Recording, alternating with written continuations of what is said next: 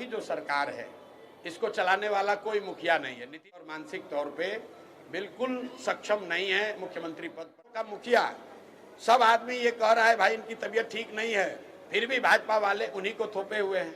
अगर वो सिपाही बनना चाहते हैं, शिक्षक बनना चाहते हैं तो उनका फिजिकल फिटनेस टेस्ट होता है। में दम नहीं है, अगर दम है तो बोल कर दिखाएं कि चुनाव जीतने के बाद नीतीश कुमार ही एनडीए के मुख्यमंत्री होंगे। नरेंद्र मोदी जी ने और अमित शाह जी ने ये नहीं कहा है कि जीतने के बाद नीतीश कुमार ही रहेंगे। जन सुराज के सूत्रधार प्रशांत किशोर एक दिवसीय दौरे पर पूर्वी चंपारण पहुंचे, जहां पूर्वी चंपारण में प्रेस कॉन्फ्रेंस को संबोधित करते हुए उन्होंने प्रधानमंत्री मोदी और अमित शाह को खुली चुनौती देते हुए कहा कि अगर भाजपा में हिम्मत है तो चुनाव से पहले वह घोषणा करे कि नीतीश कुमार एनडीए के ही मुख्यमंत्री का चेहरा होंगे।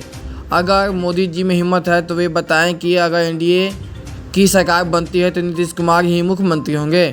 भाजपा के शीर्ष नेतृत्व को यह स्पष्ट करनी चाहिए कि क्या नीतीश कुमार ही मुख्यमंत्री बने रहेंगे या एनडीए का कोई और नेता मुख्यमंत्री बनाया जाएगा। किशोर ने महाराष्ट्र का उदाहरण देते हुए कहा कि महाराष्ट्र में चुनाव के दौरान भाजपा नेता कह रहे थे कि चुनाव मोदी जी और एकनाथ शिंदे के चेहरे पर लड़ा जा रहा है, लेकिन नतीजे आने के बाद अपनी पार्टी के नेता को मुख्यमंत्री की कुर्सी पर बैठा दिया। 2 दिन पहले मोदी जी आए तो मैंने जन सुराज की ओर से ये सवाल पूछा है कि एनडीए के लोग, खास करके प्रधानमंत्री और अमित शाह जी, क्योंकि दूसरे का कोई औकात है नहीं दूसरे के कहने का, वो स्पष्ट तौर पर उनको ये बताना चाहिए कि अगर एनडीए को बहुमत मिलता है, उनकी सरकार बनती है, तो क्या नीतीश कुमार ही आगे मुख्यमंत्री रहेंगे।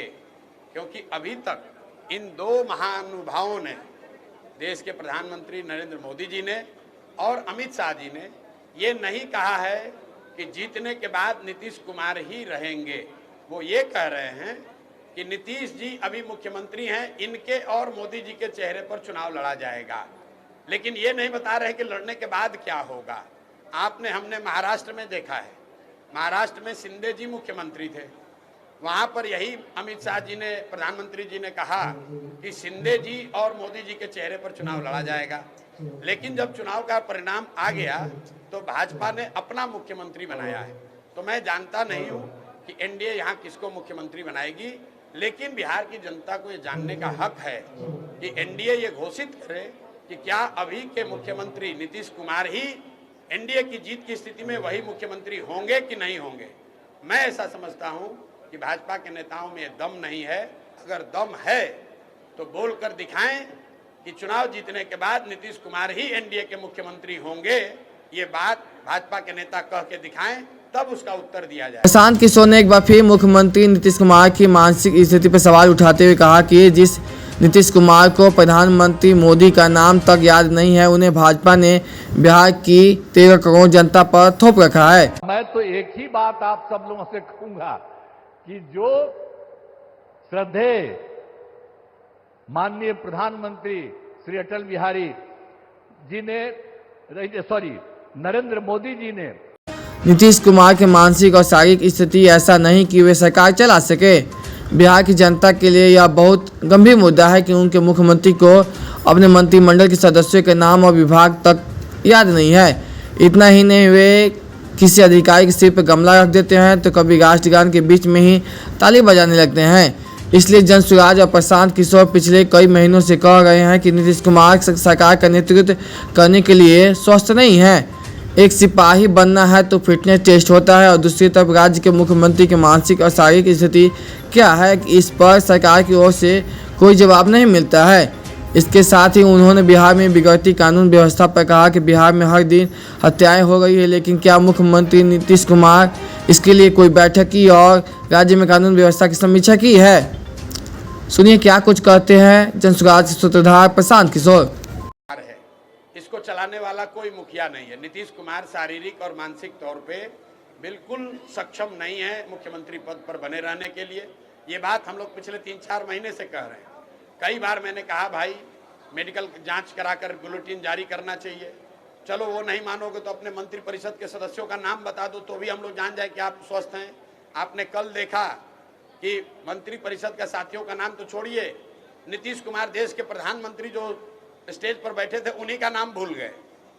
आप जरा समझिए, हंसने की बात नहीं है।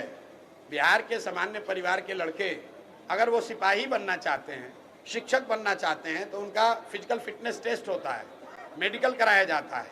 अगर आप फिजिकली मेंटली फिट नहीं हैं तो आप सिपाही मास्टर नहीं बन सकते हैं।